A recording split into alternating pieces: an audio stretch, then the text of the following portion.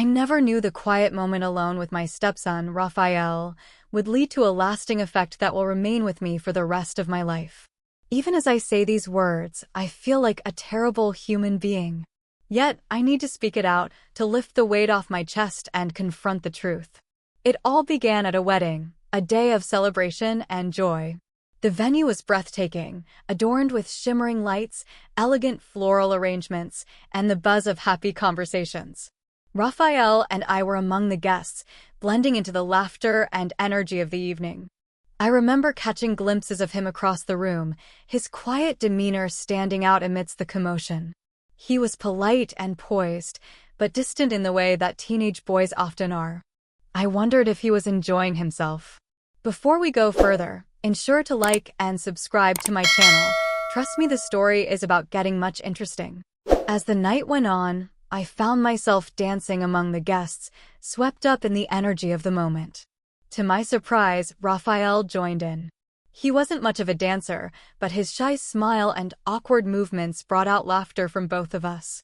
It was one of the few times we connected effortlessly, without the usual barriers that seemed to sit between us.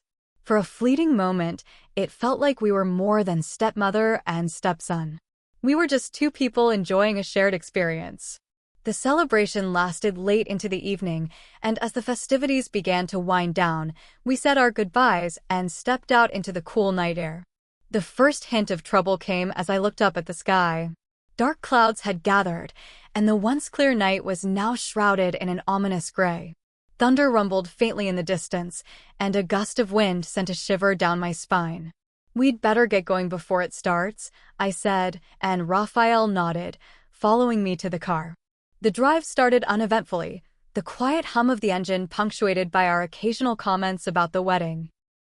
But within minutes, the rain began. At first, it was a light drizzle, pattering gently on the windshield. Then, as if a switch had been flipped, the heavens opened up and sheets of rain poured down with unrelenting force. The road ahead became a blur of water and headlights. The windshield wipers struggled against the downpour, and I tightened my grip on the steering wheel, trying to stay focused. Raphael sat silently beside me, his usual calm replaced by a tense stillness. Every so often, lightning would streak across the sky, illuminating the drenched road ahead, followed by the deafening boom of thunder. "We can't keep driving like this," I muttered, my voice barely audible over the sound of the rain. Just as I began scanning for a safe place to pull over, a dimly lit sign appeared on the side of the road. It was an old roadside inn, its neon letters flickering weakly in the storm. Relief washed over me as I turned into the driveway. The lobby of the inn was small and quaint, with faded wallpaper and a faint musty smell. The receptionist, a middle-aged woman with a kind but tired expression, greeted us warmly. "You're lucky," she said. "We've only got one room left. This storm's been driving everyone in." I hesitated, glancing at Raphael, but the thought of braving the storm any longer wasn't an option. "We'll take it," I said, taking the key from her outstretched hand. She gave us a knowing smile, as if she understood our exhaustion. As we climbed the narrow staircase to our room, the storm continued to rage outside, the sound of rain and thunder following us. The hallway was dimly lit, with creaky floorboards that echoed with each step. By the time we reached the door, I felt a strange mix of relief and unease. Inside, the room was modest but cozy, with a single bed and a small table near the window. The storm outside cast shadows that danced on the walls, creating an eerie ambience. It wasn't ideal, but it was safe. And for that, I was grateful. That night, as the storm raged on, I had no idea that this ordinary decision would mark the beginning of something far more complex than I could have imagined. The hotel lobby was quiet, almost unnervingly so. The faint hum of the storm outside crept in through the old wooden doors, accompanied by the occasional gust of wind that seemed to rattle the windows. Raphael and I stepped inside, dripping from the rain, and were greeted by the dim glow of outdated wall sconces. The receptionist, a woman with deep-set eyes and a weary smile, looked up from her desk. "Rough night?" she asked, her voice tinged with sympathy. "You could say that," I replied, wringing out the hem of my coat.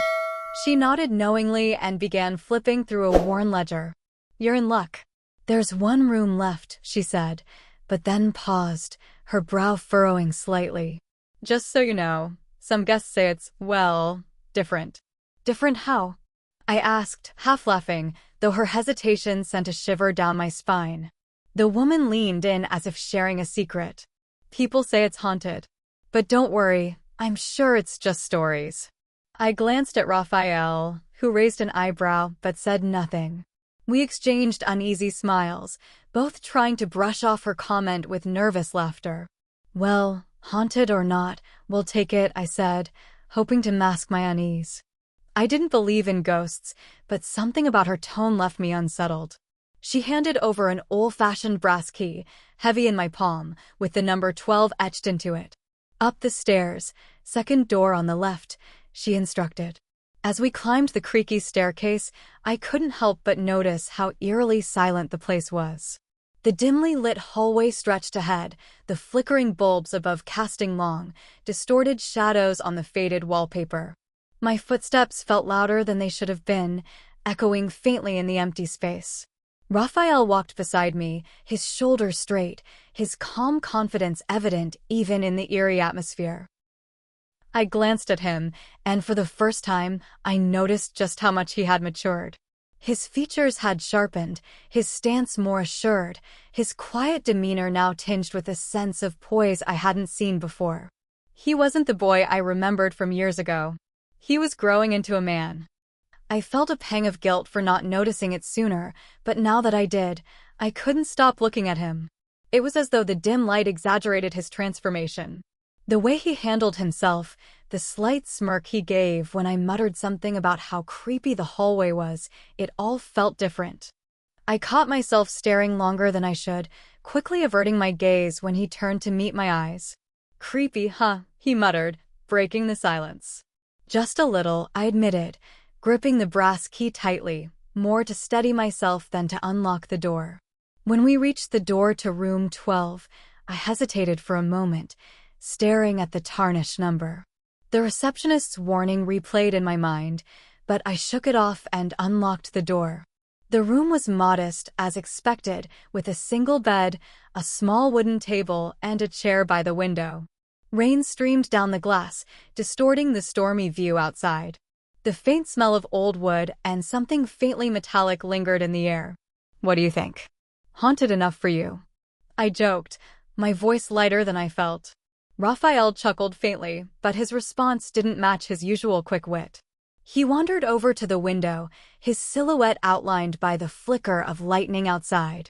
I watched him for a moment, noticing how the soft light caught the angles of his face.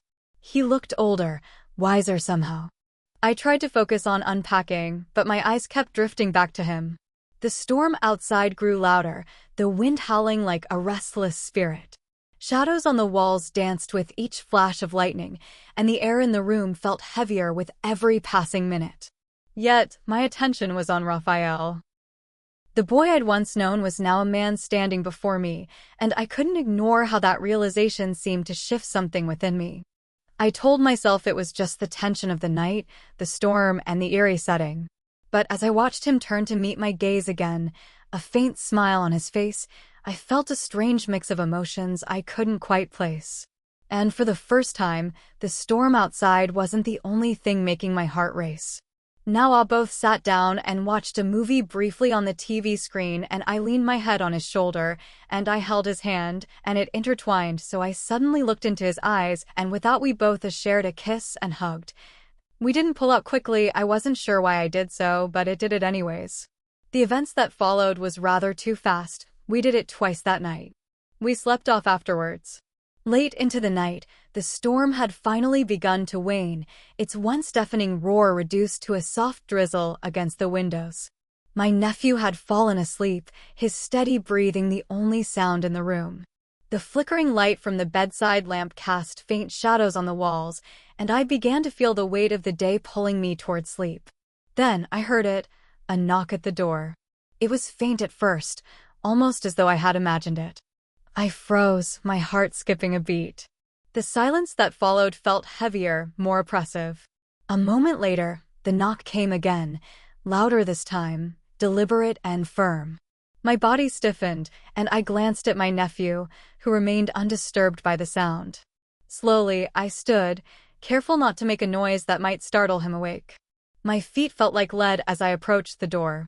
The air seemed to grow colder with each step.